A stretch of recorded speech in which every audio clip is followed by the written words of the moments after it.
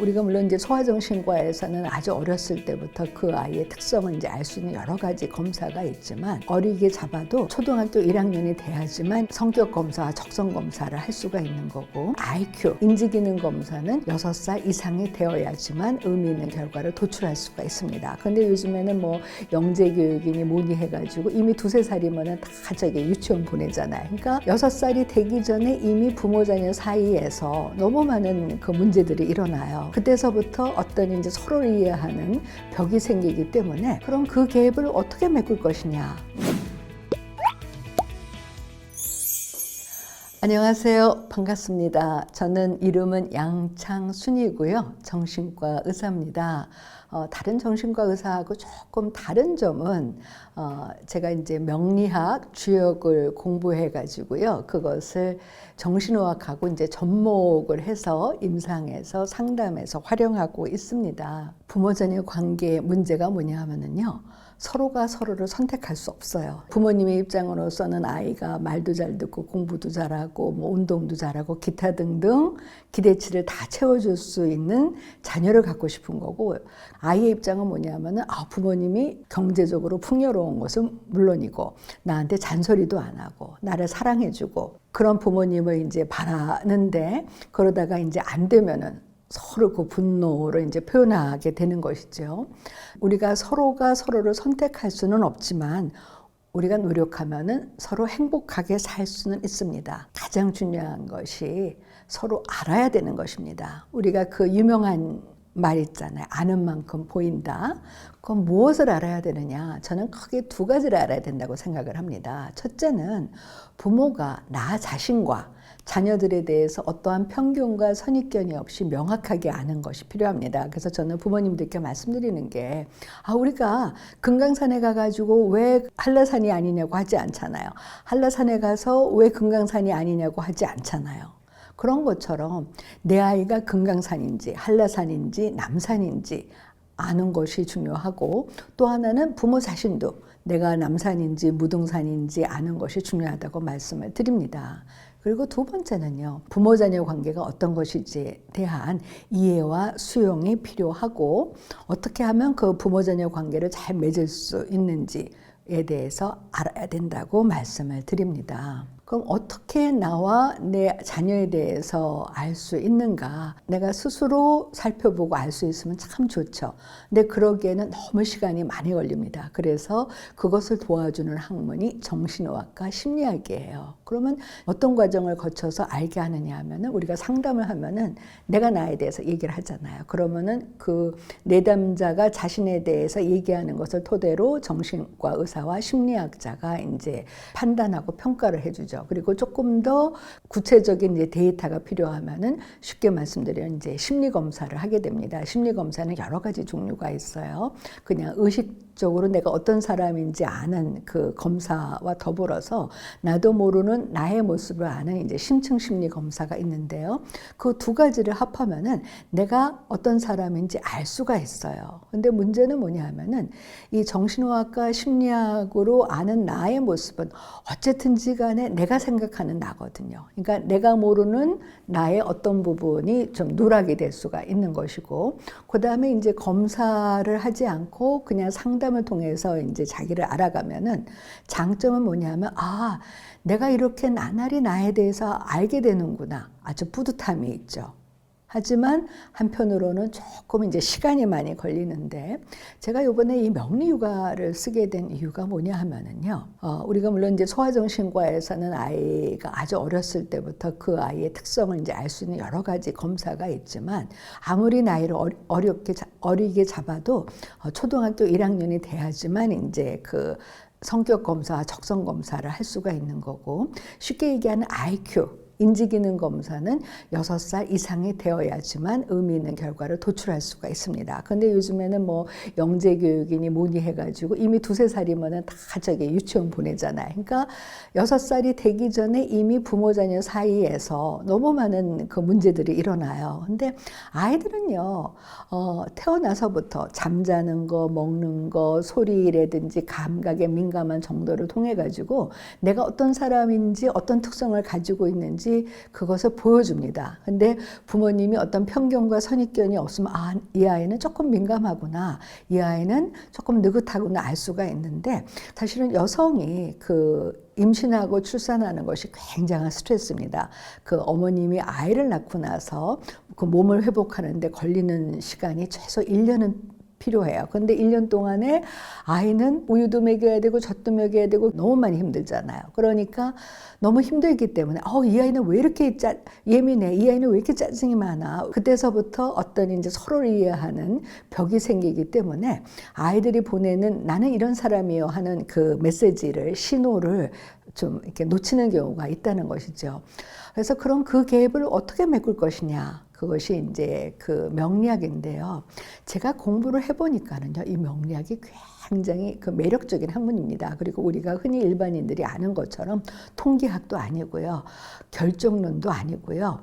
이거는 동양의 성격학입니다. 그러면 명리학의 기본 이론은 뭐냐 하면은, 인간은 우리가 자연의 일부이기 때문에 자연을 이루는 에너지, 그것을 이제 명리학에서는 오행이라고 그러는데, 그 균형과 조화로 나를 알아가는 학문인 것이에요. 이게 사실은요, 이 명리학의 기본 이론이 우리 동양에만 있는 것이 아니에요. 이미 그 서양에 있어서도 자연주의 철학파들, 자연주의 철학을 하는 철학자들은요, 우주에 존재하는 모든 것들이 물, 불, 흙, 공기로 이루어져 있다고 주장을 했고요.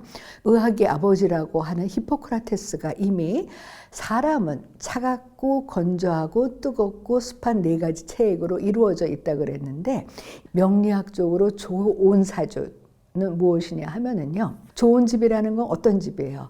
겨울에는 따뜻하고 여름에는 시원하고 너무 건조하지도 않고 너무 습하지도 않은 집이 좋은 집이잖아요. 그런 것처럼 나를 이루는 에너지가 너무 뜨겁거나 너무 차갑거나 너무 건조하거나 너무 습하지 않을 때 내가 좋은 사주를 가지고 있다고 말합니다. 그게 이제 히포크라테스의 이론과 그 일맥상통하는 거니까, 사실은 명리학이 우리가 흔히 생각하는 그런 동떨어지는 학문이 아니라는 것이죠. 명리학의 기본 사상은 다시 강조하면은 인간이 자연의 일부이기 때문에 자연을 이루는 에너지로 인간도 이루어져 있으니까 내가 어떤 어떤 오행을 가지고 있느냐를 통해서 이제 나를 알 수 있다는 겁니다. 근데 명리학의 장점은 뭐냐면, 생년월일시만 가지고 그 사람의 특성을 분석할 수가 있으니까 6살 되기 전에 내 아이가 어떤 아이구나를 알 수가 있는 것이죠. 그런데 이제 문제는 뭐냐 하면은요, 서로 이제 장단점이 있는데, 명리학은 한 사람이 갖고 태어나는 근본적인 기질과 성격과 적성은 알 수 있지만 현재 이 시점의 심리는 알 수가 없어요. 근데 정신의학은요, 어떤 점이 장점이냐 하면은 현재 나의 심리가 어떻고 내가 그 마음이 불안하고 우울하지 않을 때 발휘할 수 있는 잠재 지능이 어떤지를 아주 디테일한 데이터로 가지고 있기 때문에 나에 대해서 명확하게 알 수가 있는 것입니다. 그래서 저는 이제 그걸 어떻게 말씀을 드리냐면, 정신의학으로 나를 아는 것은 나라는 집의 설계 도면을 통해서 나라는 집을 아는 것이라고 말씀을 드려요. 우리가 집에 설계 도면을 하면 작은 방은 방 사이즈가 어떻고 전기 콘센트가 어디에 있고 다 알 수 있잖아요. 그런데 설계 도면을 보면은 자세히는 알 수 있지만 이 집이 지어졌을 때 어떤 느낌인지는 모르죠.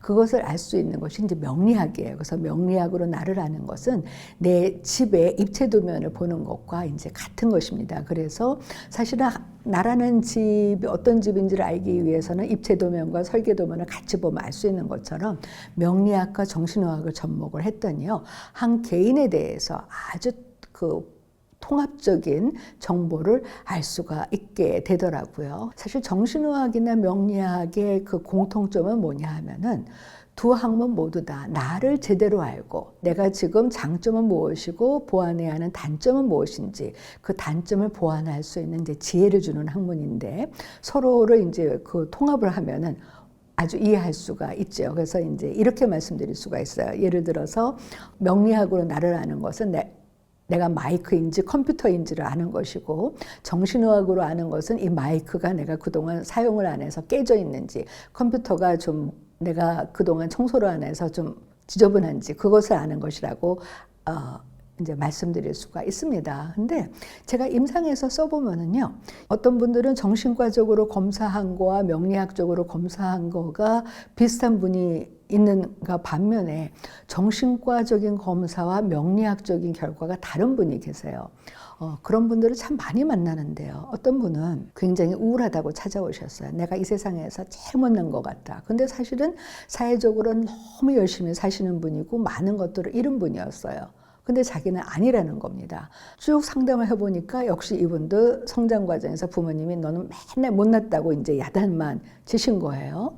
그러니까 이제 정신과적으로 검사했을 때는 뭐 우울하고 불안하고 이제 그런 부정적인 그 감정의 이제 그 수치가 굉장히 높았는데, 명리학적으로 보니까 기본적으로 굉장히 밝고 명랑하고 표현력도 있고 머리도 굉장히 좋은 분이었어요. 그래서 제가 그것을 그 말씀을 드렸더니 이분이 하시는 얘기가, 나를 위로하기 위해서 당신이 그거 억지로 얘기하는 거 아니냐? 그래서 이제 제가 그분한테 명리학적인 해석을 다 말씀을 드렸더니 내가 이런 사람이구나. 스스로에 대해서 자신감을 갖게 됐다고 하면서 그때 이제 자기 어렸을 때의 기억을 이제 떠올리는 거예요. 사실은 제가 어렸을 때는요, 글쓰기도 좋아했고 그림도 그리기 좋아했고요. 노래도 잘했어요. 그래서 제가 그분한테 그런 것을 통해서 본인의 스트레스를 푸시라고 그러면서 이제 불안과 우울이 좋아진 경우가 있습니다. 정말 부모가 자기 자신과 자녀들에 대해서 편견과 선입견이 없이 명확하게 아는 것이 굉장히 중요하다는 것이죠. 우리 요즘에 뭐 MBTI가 유행이잖아요. 근데 잘 아시다시피 이제 MBTI의 그 기본 이론은 정신의학자 융의 이론에서 가져왔는데, 이 융이 뭐라고 얘기를 했냐 하면, 왜 부모가 자신에 대해서 알아야 하느냐? 아이가 내가 어떤 사람인지 알고 나의 개성을 그것을 발현하기 전에 부모가 아이한테 자기 결정을 강요하고 아이를 지나치게 과잉보호하면서 아이가 경험할 수 있는 것을 제한하면은 아이는 자기가 어떤 사람인지 알 수가 없다. 그러니까 아이의 개성화가 될 수가 없다. 그러니까 부모가 자기 자신에 대해서도 알고 자녀에 대해서도 알므로써 지나치게 자녀한테 간섭하거나 조언해서는 안 된다고 주장을 했는데요. 그래서 제가 이 정신과 의사의 명리 육아에서 크게 이제 부모님의 이제 유형을 분류를 했습니다. 첫 번째는 이제 뭐 사실은 이게 어느 정도는 다 우리한테 이제 모습이 있는데, 조금 지나친 경험만 말씀드리면, 너무 통제와 절제를 중요하게 생각하시는 부모님들이 계세요. 집에 오면은 반드시 씻어야 되고, 그다음에 책상도 정리해야 되고, 무슨 일이 있어도 부모님이 세운 원칙은 지켜야 되고, 그러니까 쉽게 얘기하면 이제 융통성이 없어지는 거죠. 무슨 일이 있어도 자기 전에 그 양치하고 저게 세수하고 해야 돼. 그러니까 아이는 엄마 피곤해요. 내일 아침에 하면 안 돼. 그럼 절대 안 돼. 그러니까 항상 감독을 하는 거죠. 그 반대의 부모님이 계세요.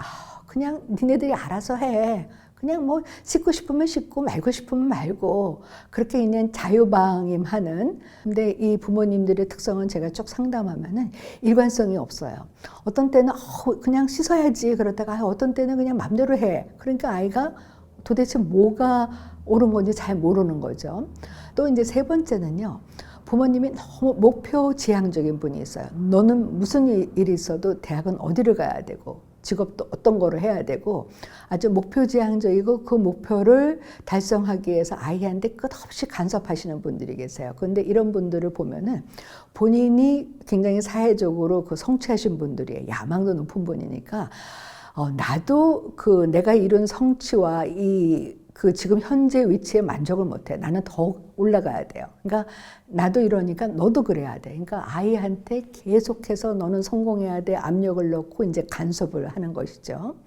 또 어떤 분은 부모 자신이 경쟁적이에요. 그리고 지기 싫어해요. 그러니까 이런 분은 아이가 잘 되기 위해서가 아니라 우리 집안 친척 중에서, 사촌 중에서, 내 친구들 자식 중에서 너가 제일 잘 돼야 돼. 그러니까 매일같이 누구하고 비교를 하는 거죠. 이제 쉽게 얘기하면 엄친아인 것입니다. 엄마 친구 아들은 뭘 했는데 너는 뭐 하니? 그러니까 맨날 아이를 이제 비난하고 평가하고 감독하는 것이죠. 너무 지나치게 이제 아이를 간섭하는 부모님이 계신가 하면, 이제 반면에는 부모님이 이제 우울증에 걸리셔서 부모님이 이제 자존감이 낮으셔가지고 그냥 모든 게 다 귀찮아. 그러니까 그 자유방임과 다르게 그냥 모든 게 다 귀찮으니까 그냥 아이를 내버려 두시는 부모님이 계세요. 그냥 네가 알아서 해. 이런 부모님들의 심리는 뭐냐면 아이조차도 무서워해요. 그냥 아이가 뭐라 그러면은 무서워서 그래 그냥 네가 알아서 해.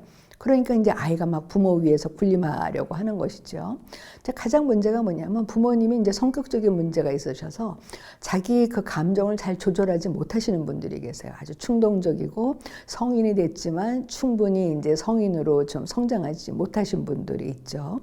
근데 이제 제일 그 바람직한 거는 너그럽고 허용적인 부모야 되는 것입니다. 제가 지금까지는 이제 나는 어떤 유형의 부모인가를 말씀을 드렸고요. 그러면 내 아이는 어떤 유형의 아이인가?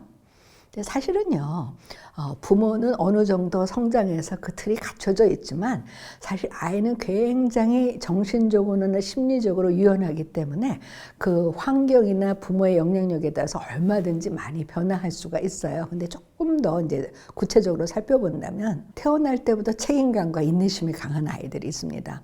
이런 아이들을 명리학적으로 보면은 오행의 균형과 조화가 잘 이루어진 아이들이에요. 근데 사실 우리가 그러기가 참 쉽지가 않잖아요. 그러니까 이제 부모 입장에서 힘든 아이들이 뭐냐면 고집은 세고 자기 주장은 강하면서 절제력이 약한 아이들이 있어요. 그러니까 어떤 아이는 5분도 책상에 가만히 못 앉아 있어요.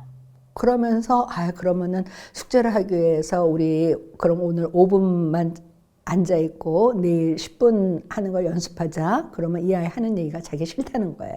그리고 또 어떤 아이는 반대로 매사 정확하고 완벽해야 하는 아이가 있어요. 책상도 반듯해야 되고 글씨도 이렇게 해야 되고 조금의 흔들림이 있으면 안 되는 거죠. 그러니까 정확하고 완벽한 것은 장점이지만 이제 유연함이 없는 것이죠.